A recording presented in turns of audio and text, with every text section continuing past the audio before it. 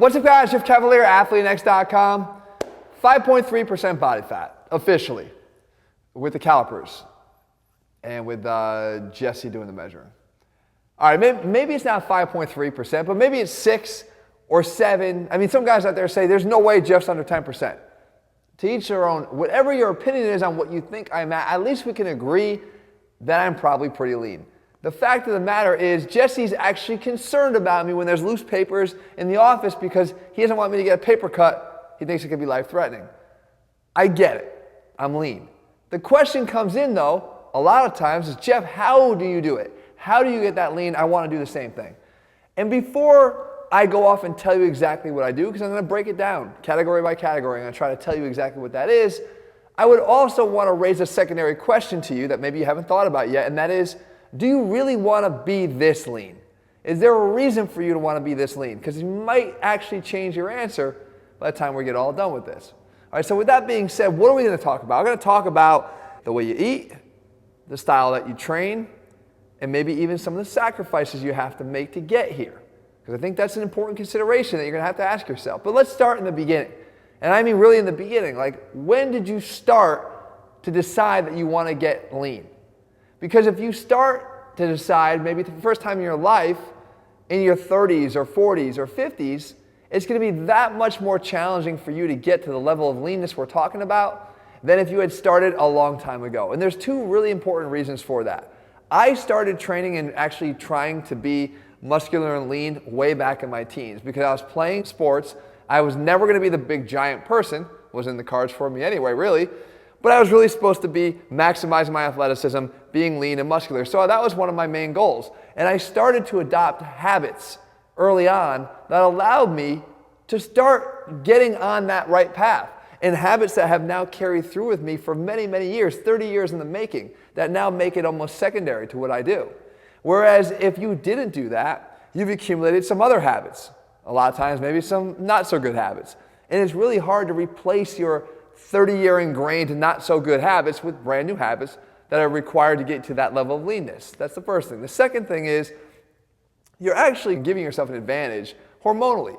Because when you walk around in a body that maximizes lean body mass and minimizes stored body fat, you've created a hormonal environment that is much different than the body, even of, let's say, even the same weight, the body that has an excessive amount of body fat and very low levels of lean body mass. And you're able to accumulate year over year over year over year of the benefits that that hormonal environment provides you and the opportunities it creates to add more mass and lean muscle to your frame because of that. And that can't be understated. And that's why when the guys start later on in life, it becomes a lot more difficult. Now, it should not discourage you if you're starting later in life from wanting to get lean. You could certainly get to a level of leanness that looks unbelievable. That looks fantastic. That's probably even better than you thought you could look at a slightly higher body fat level. And getting to my level isn't even necessary. And that's, again, something I want to address. The next thing is when we talk about the truth of eating, I think you really need to hear the truth. The truth is it's everything. Eating and how you eat is everything when it comes to how low your body fat levels are. As a matter of fact, I'm going to make a revelation here in a little bit about cardio and conditioning and where that plays and falls into the overall equation. Eating is everything. Now, how do you eat? You've got a lot of options these days, and a lot of them actually revolve around some style of, I would say, dieting, where you need to exclude a certain macronutrient or eat a lot less of one or manipulate your calories in a way that is a little bit unnatural. And I'm going to say right off the bat here, without even sort of pinning and pointing my finger at any one in particular way, this better be something that you can do forever. And I say that all the time, and it doesn't mean to be understated. I mean, you need to be able to do this forever. This needs to be a lifestyle that you can follow. And for me, I started adopting a lifestyle slowly from those times way back in my teens. From going from eating nothing but crap, sugary junk food all the time to now hardly ever eating that. And the point is that it allowed me to adopt an eating style and fine-tune an eating style, again, over some time, not drastically, not overnight, that I could actually stick to. So for me, what I did was I had three choices: proteins, carbohydrates, fats. I opted to kind of cut the fats down. And unfortunately, back in my teens, I grew up in the 90s, and fat was the enemy. So what I did was I took it to the extreme. I actually got rid of all fat in my diet. And I paid the price dearly. I talked about in the past how I actually had photosensitivity, meaning while I was in college, I couldn't actually stand outside and wait for the bus to take me to my class because the light was too bright for me to tolerate. I'm talking about normal sunlight. It was too bright for me to tolerate. If I didn't wear sunglasses, I couldn't even open my eyes. I had photosensitivity. I had damage to my receptors in my eyeballs because of how low my fat was. That's not good. The next thing I had was I actually felt like an old man at about 20 or 21. When you start to think back to your younger days when you were 15 or 16 because you can't do what you were doing then and you're only 20 because everything aches and hurts, that's not good. So that came from being uneducated or maybe taking it to the extreme. So over the years, what I did was I determined that, look, carbohydrates are part of my picture. They fuel me. I need them. And I continue to eat them. But I started to work in the healthy fats into the equation. As a matter of fact, if you're looking for a complete day of what I eat, I actually put that up on YouTube not very long ago. I'll actually show you what it looks like here, and I'll link to it at the end of the video. And you can see, again, this is not a low-calorie diet. I'm in excess of 3,000 calories every single day. And I need that to kind of fuel my activities. But there's no exclusion there. There's no exclusion of carbohydrates. There's an inclusion of healthy fats now. There's protein. I don't think that being exclusionary is a good thing. Ironically, if you look back, I was able to get away with, you probably know guys like this, I was able to get away with eating sugars in my diet because I really didn't have any fat. And what they found is that in isolation, eating a high sugar diet, while not healthy at all, you're still able to maintain some levels of leanness that way if you're not having fats at the same time or very low fats. On the contrary, people nowadays that eat high levels of fats in their diet but exclude a lot of carbohydrates, particularly sugary carbohydrates, are able to maintain levels of leanness too. But how long can you do that if it's something that you could actually stick to? That's the main key equation here. But what they have found now more recently is that the real devil is in the combination of them. So if you're going to stick to high sugars, which I never advise you to do, and you can continue to eat higher levels of fat, that's going to become a problem. Now, was I able to achieve a level of leanness through that ridiculously low-fat diet? Yeah, I was. And I mean, very easily, because we know that fats on a gram-per-gram basis are calorically twice as dense as carbohydrates or protein. So when I cut them out, I very quickly got hypocaloric, and I was able to drop a lot of body fat. It was simple to actually do. And again, it wasn't really that deprivation-based for me because I didn't really crave fatty foods. I really craved the sugars. So I think you need to adopt an eating style that's not really exclusionary, and that's something definitely you're going to be able to stick to. Because again, it's everything. You need the consistency in order to not just get to the low levels of body fat, but to be able to maintain them.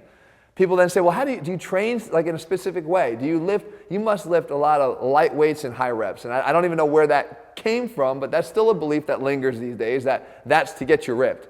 That's not what happens. What you need to do, though, is you need to be able to maintain lean body mass. You need to maximize the amount of muscle that you carry on your frame, no matter how big your frame is. And for that, you need to explore all the opportunities in your training to get there, not just follow one. So for me, realizing that progressive overload with compound movements and progressively lifting heavier weights on the big lifts is going to allow me to build muscle. They've always been a part of my training philosophy. Number two, lifting lighter weights with the purpose of creating a different kind of stress, a metabolic stress we know is one of the main avenues of hypertrophy. So they too made their way into my training. Not one or the other, both. And we also know that focusing on eccentric stress and overload, slowing down the eccentric portion of a lift, can create a separate type of tissue damage that sparks hypertrophy in the long run. That too was something that I do, and still to this day is something that I do and work my training around. Not excluding any of them. Looking for the opportunity to include all of those in my training plan. A lot of times people get into the mindset of this or that, heavy or light. All of them. You need to make sure you're looking for every opportunity to introduce different kinds of stresses into your training program to get the best benefit when it comes to adding lean muscle, realizing that the more lean muscle you carry, the easier it's going to become to get lean and stay lean. A revelation that people are shocked when they hear about it is my lack of cardio. I do zero steady state cardio. Zero. Now, I'm not making that as a recommendation here to you. I think that this is just more an admission. I don't do any steady state cardio. I'm bored by it. I don't like it. Does it have benefits? Absolutely. Should it be done for the benefit of your own cardiovascular health? Absolutely. It's just something that I don't do. I wish I did a little bit more of it, but I don't. But I will tell you this, it's not a requirement to get ultra lean. It's not. I'm living proof of that. I do zero. Now I do some conditioning, athletic conditioning, HIIT training that works into the style that we train with ATHLEAN-X, but that's even at best a couple times a week. More so, it's this fact that you don't need to do fasted cardio in the morning, you don't need to do an extra hour of cardio at night, you don't need to, unless you're not really following what you should be following in terms of your nutrition. Then it's when those types of methods to accumulate a little bit of extra calorie burn can come in handy and then become a little bit more of a requirement. But if you're following a good nutrition plan, that takes care of everything. You don't need to start sneaking in these extra cardio sessions or finding a way to do fasted cardio in the morning. It's just not necessary. Now with all of this, I think the admission comes in as well, and the question you need to ask yourself is how much do you want to sacrifice? Because there's sacrifices. I wouldn't sit here and tell you, oh no, it's super simple, it's what I do all the time, no sweat. That would be bullshit, and I'm not going to do that. The sacrifices come in many forms. Number one, I think it's well documented, I don't eat sweets anymore. I did. Now I have my once a year carrot cake, maybe twice a year. Sometimes I sneak in a second piece. But we're not talking about twice a week, not at all, or twice a month. We're talking about twice a year. And yes, I like my whipped cream, but we're talking about, I think, 10 calories per of whipped cream. Not that big a deal. So are you willing to do that? Maybe, probably not. And I would say, good for you. Like, in other words, I don't think it's I don't think it's necessary to get down to this level of body fat to look unbelievable. I don't. I think you can look amazing at 9%, 10%, 11%. It's not necessary. But if it's what's on your goal list and this is where you want to be, then you're going to have to make some sacrifices. And you might have to start making something along those lines. Alcohol is another one. I don't drink alcohol. I never started drinking. I never got started drinking when I was a younger kid. I avoided it. I think I was afraid of becoming addicted to it. So I just never had it. These days, socially, when I go out, I don't need to have alcohol to function. A lot of people do, and they like it, and they enjoy it. But you can quickly add up the calories, even with just a few drinks, that are going to wind up taking its toll on you and your body fat levels over time, particularly if you go out 1 or 2 nights a week. So are you ready to make those sacrifices? Maybe you're not. Again, socially, it means more to you to go out and have fun the way you prefer to have fun. And having a ripped six-pack and obliques that you can see from every angle, maybe it doesn't mean as much to you. And I would say, again, identify your goals. But to get there to that low level, you are going to have to make some serious sacrifices that way. And you need to be able to stay consistent with it. Again, I've mentioned before, like, I'm not particularly fond of the fact that my face at times could look a little bit like Skeletor, you know? I mean, I'd like to have a little, I wish I could take some fat and put it right here and round out the cheeks, but I can't selectively do that. So I think we have to sort of live with some of the other things that come along with it, but I'm okay with that. And again, I think what's most important for me is practicing what I preach. This is what I do.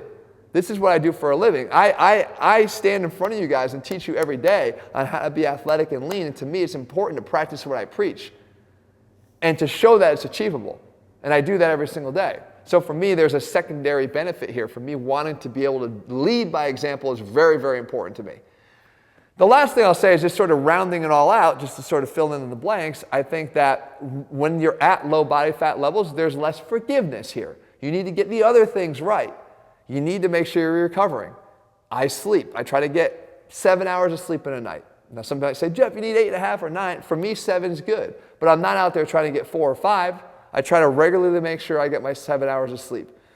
Hydration is critical, especially again when you're at low body fat levels. So I hydrate. And I've done videos before where I show you that the very first thing I do when I wake up in the morning is drink 24 ounces of water from a glass, a 12-ounce glass, to make sure I get kick-started and a head start on that hydration that I will then maintain and take seriously the rest of the day. And then finally, I supplement as well. And again, this is not meant to become a commercial, so I'm going to devote 30 seconds to it. But for you guys who want to know exactly what I do, I take my supplements. Of course, I take mine because I know what's in them. But I take a pre-workout supplement to give me adequate energy to train hard, because I think that, again, the hard training factors into this. A post-workout protein just to make sure that I have adequate protein. I have muscle recovery that at night, again, to maximize my ability to recover from my training. And then I have some individual ingredients that I talked about before, cinnamon, because we know the benefits that cinnamon has on metabolism. I eat ginger, I made a whole video on that. What else? Green tea extract. So I have a few different vitamins that I take as well, just because they've shown in studies to have even a minor impact on maintaining leanness, but I include those because they're part of what I do anyway. And if you look back at that video that I showed you on nutrition, all these things are incorporated into there anyway. All these things are incorporated into my daily plan. So I take all the elements seriously and I try to make sure that I stay consistent with them. So it leads me back to that question of, is this right for you? And again, only you can answer that question. But at least you have sort of the mapped out game plan of what this entails and what you need to do. And I think the most important thing is that it's something that you truly want. And when it is, you'll feel and find that you're able to do things a lot more easily than if it's something you're fighting every step of the way. And I hope that by laying all this stuff out here for you guys in our workouts, in our plans, in our videos, that you guys basically say, hey, you know what? This is something I want to do, and I want Jeff to take me there. And this is, again, the responsibility that I like to have and I kind of take on willingly. So if you're looking for plans on how to do that, guys, I have them all laid out for you over at ATHLEAN-X.com. In the meantime, if you found the video helpful, leave your comments below and let me know what else you want me to cover. If you haven't already, make sure you click subscribe and turn your notifications so you never miss a new video when we put one out. All right, guys, see you soon.